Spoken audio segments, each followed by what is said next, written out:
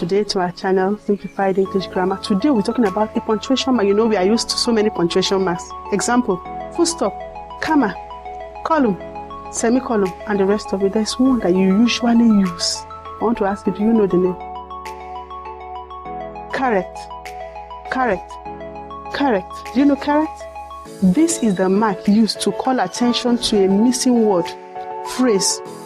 In a sentence, the caret is inserted to indicate the part where the word or phrase essential to the text is missing or mistakenly omitted. Let's take example. She is girl. She is girl. And we have a caret there. That caret tells you that A is omitted. I hope you have learned something today. The punctuation mark is called caret. Do have a wonderful day.